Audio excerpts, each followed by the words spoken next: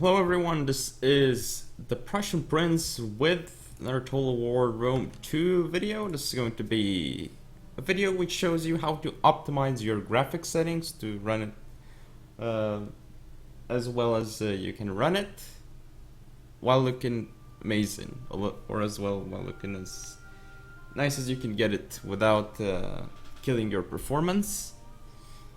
So, when you go to the graphics settings menu, you have all these quality settings. I would like to say that you should not touch them. Do not touch them at all. These are presets, so they are not optimized for what you have. And then obviously you have resolution here. Resolution should be the last thing that you try to tone down if none of these options really work, because obviously you don't want to run low resolution, because then either the pixels would look stretched, or if you have it set otherwise, it would just be a box on your monitor, which wouldn't look too good either. So you should not touch the resolution. That would be quite annoying for you, I suppose, to play. But next, as I said, pick custom over here. Well, you don't need to pick custom, you can go to advanced options and change it there directly, but anyway. Oh, another thing you want to do is you want to run in windowed mode, because there seem to be some glitches with full screen mode. For now, I would advise you to run it in windowed mode. And download Shift Window, which you can use to make your game from turn it from windowed mode into borderless windowed mode. So it's going to be essentially like full screen mode, except you can easily tab in and out without having problems. And then of course you have advanced options. This is going to be the most important part for me. Well, I'll tell you the ones that use the most. So it would be distortion effects, SSAO, vignette. Vignette doesn't really do much, but SSAO does use a lot, so this one you should not take. There's also Vegetation Alpha, which also kills a lot of the frame rate, yeah. Do not want to use all of those if you don't have a strong computer. However, for the other options, unit size, you want either large or huge. Huge would be pretty good for campaigns. Large is probably for multiplayer. Then we have, I'm actually gonna go through Anti-Icing. So Anti-Icing, I personally don't really care about it, though you can turn it on. However, it's not like it's a mild version of Anti-Icing. It's not like the one in Shogun 2 where you could put like 2 times, 4 times, it would kill your frame rate. You will see it's not, it's more performance efficient, the one that's here, although it doesn't do as well as the one that's in Shogun 2. So you can try it for yourself, and if you like it or not. I personally like it turned off. Then the texture quality. This one, it doesn't really make it faster or slower as long as you have enough video RAM, I would say. So if you have like, I believe on extreme and everything turned on, you will require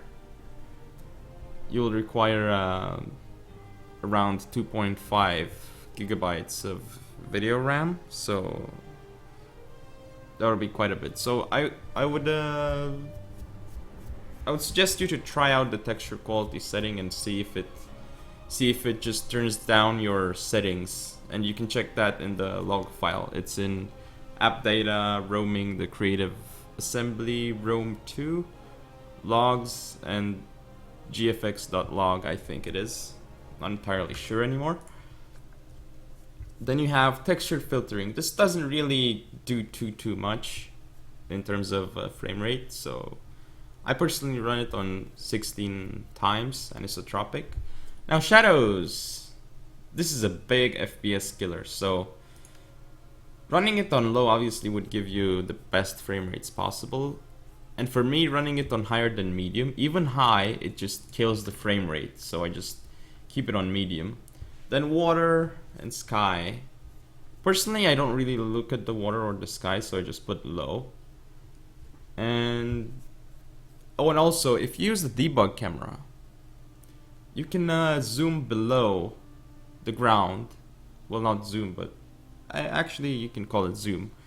And below the ground, there's actually water that's rendered, I believe. So that takes extra processing power. So even though you put it on low, on like extreme, and there's no water on the map, it may still affect your frame rate just because there is water below the ground always. So yeah.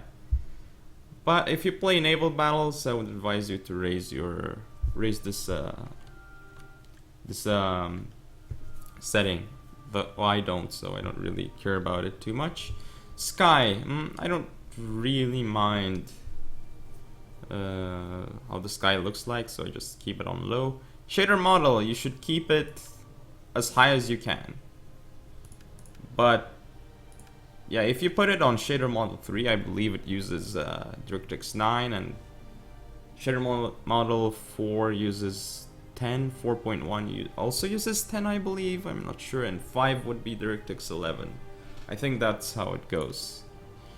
Now, particle effects, this is also another, this also hurts the FPS quite a bit, so I have mine on high.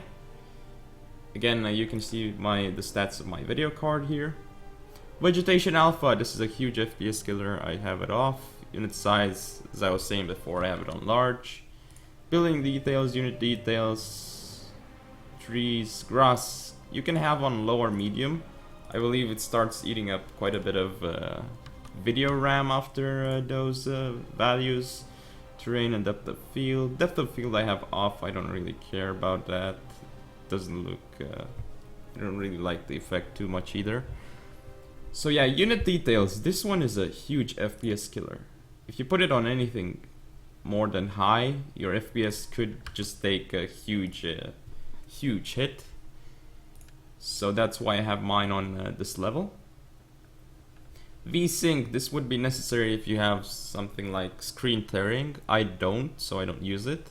And these settings over here, I don't really like. Well, I would say that I do like those two effects. I don't like vignette, but I don't want to use those two just because of the FPS hit. And again, this is only for Haswell processors, so you don't really need to worry about this unless you have a Haswell. As you can see here, it's direct resource access. I'm not sure how well it works. So, and since it improves graphical rendering at the cost of processor power, what it means is that it might actually hurt you if you turn this on, because this game is very CPU bound. So like even on, let's say, an i5 2500K at 4.6 GHz, which is what I have right now, it's still CPU bound. You're still gonna have issues because of the CPU. So yeah, I'm not sure if you should turn this on, because I don't know how well this option works or how much processor power it takes to use this. And also there is unlimited video memory. This wasn't in Shogun 2 before, as well as the direct resource access and a lot of those other settings. But basically what this does is even if you ran out of video memory on your video card, it's not going to downgrade your settings.